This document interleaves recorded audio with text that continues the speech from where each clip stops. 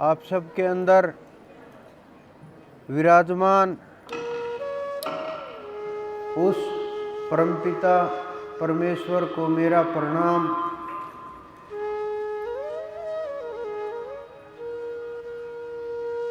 आप उस परमपिता के लिए खोज के लिए कोशिश करते हैं, लेकिन जो संस्कार पड़े हुए हैं चित्त के अंदर जन्म जन्मांतर के और इस जन्म के भी, वो सब के सब संस्कार हमें इधर उधर ले जाते हैं।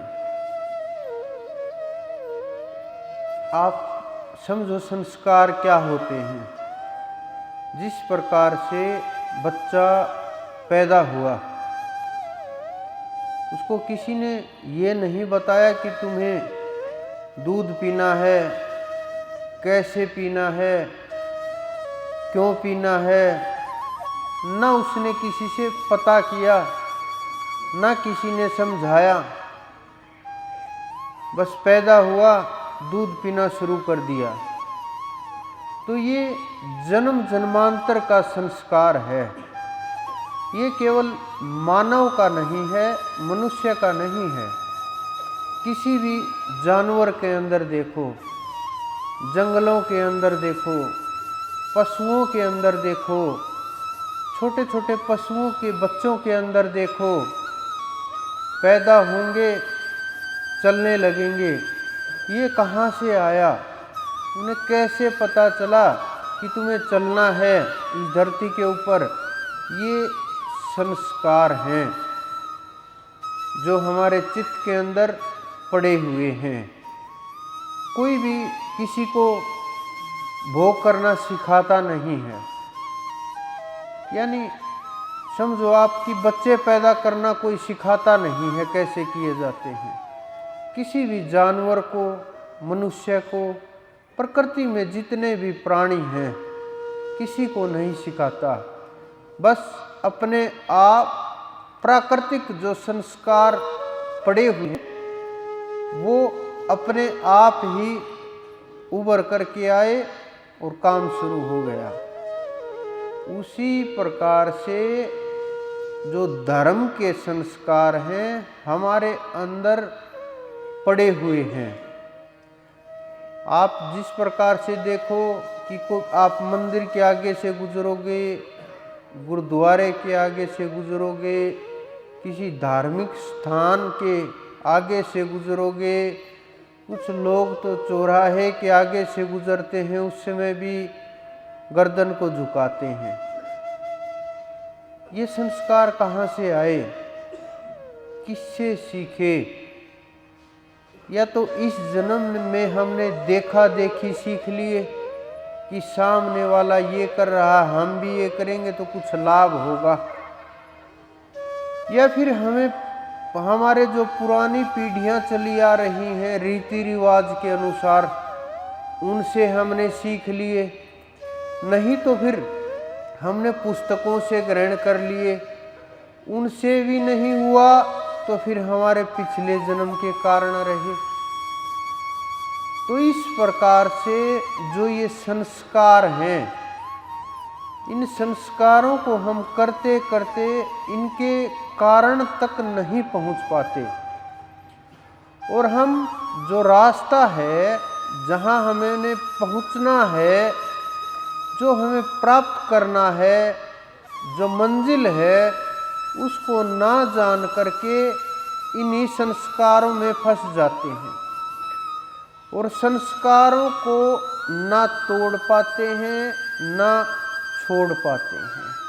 क्योंकि अंदर में एक भय होता है कि हमारा कुछ गलत ना हो जाए, कुछ बुरा ना हो जाए, हम ये रीति रिवाज छोड़ दें तो कुछ हमारे जीवन में दुर्घटना ना हो जाए, कोई जो ना चाहने वाली घटना है वो ना हो जाए। इस प्रकार के मन में भय पैदा होने के कारण से हम उनके साथ कोल्हू वाले बैल की तरह से बंधे रहते हैं। आँखों के ऊपर पट्टी लगी रहती है, दौड़ते रहते हैं, जैसे उसको लगता है बहुत दूर आ चुका हूँ, वापस भी जाना है। लेकिन जब वो पट्टी हटाते हैं तो वो वहीं घूमता हुआ मिलता है। उसी प्रकार आप इन संस्कारों के अंदर फंसे हुए भी ये समझते हो हमने तो परमात्मा की बहुत ज़्यादा भक्ति कर ली है और हम तो बहुत बड़े भक्त हो चुके हैं और अब तो परमात्मा के बिल्कुल नज़दीक ही जाने वाले हैं, आसपास पहुंच गए हैं। और ये सोच करके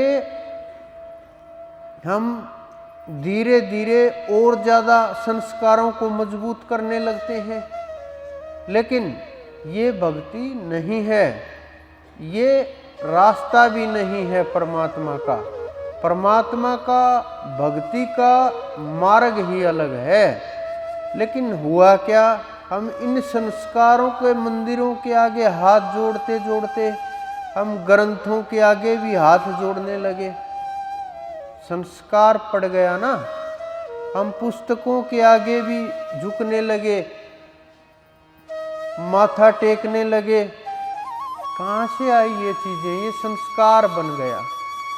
भय के कारण से या कुछ हजारों लोग जहाँ झुक रहे हैं हम वहाँ बिना सोचे ही झुकने लगे। ये कहाँ से आई चीजें? ये संस्कार बन गए कि हमें कुछ अच्छा मिलेगा, शारीरिक सुख मिलेगा, कुछ कष्ट कम होंगे, जीवन में संसार के अंदर जो हमारी परेशानियां हैं वो झुकने से कुछ कम होंगी। लेकिन हम ये भूल जाते हैं, कर्म प्रधान विश्व करी राखा, जो जस करई तस फल चाखा।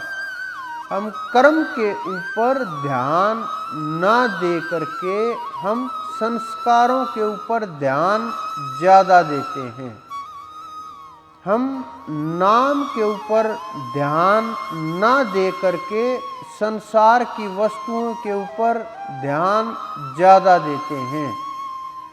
हम परमात्मा की भक्ति से दूर जा करके संसार के अंदर भिन्न भिन्न प्रकार की वस्तुओं में, सांसारिक चीज़ों में इतने बुरी तरह फंस चुके हैं कि ये जाल, मछली तो इस जाल से निकल सकती है, लेकिन मानव का इस जाल से निकलना बड़ा मुश्किल हो चला है। क्योंकि हमने ये मान लिया कि बस यही भक्ति है, यही आध्यात्म है, यही पूर्णता है, हमें यही प्राप्त करना था, जो मिलना था हमें मिल गया और बस यही रास्ता है, इसी पे चलना है, इसी से मुक्ति होगी, इसी से कल्याण होगा।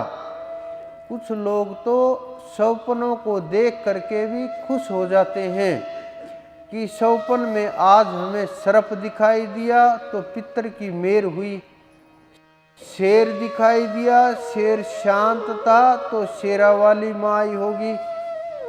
अपने आप ही कल्पनाओं के संसार में खो जाते हैं कि छोटे मोटा कोई प्रकाश दिखाई दिया, कुछ और दिखाई दे गया सौपन में, तो उसको भक्ति मान लेते हैं कि मैंने तो बड़ी भक्ति की, आज फल प्राप्त हुआ, कि आज हमें देवता दिखाई दिए और मुझे भक्ति का फल प्राप्त हो गया और मेरी तो भक्ति सफल हो गई। ये भक्ति की शुरुआत भी नहीं है, ये भ्रम है आपकी दृष्टि का, जो आप मान करके बैठ जाते हो और भ्रमित हो जाते हो। भक्ति का जो रास्ता है वो ये मार्ग नहीं है। भक्ति का मार्ग आपके अंदर से होकर के गुजरेगा, वो मंदिर से होकर के नहीं गुजरेगा, अंदर से होकर के गुजरेगा।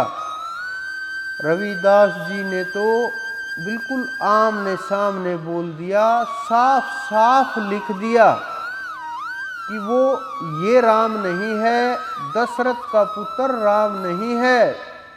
साफ साफ बोल दिया। कि वो कल्याणकारक नहीं है, लेकिन जो आपके हृदय में राम बसते हैं, जो आपके अंदर में राम बसते हैं, वो आपका कल्याण भी कर सकते हैं, आपको जीवन मुक्त भी कर सकते हैं।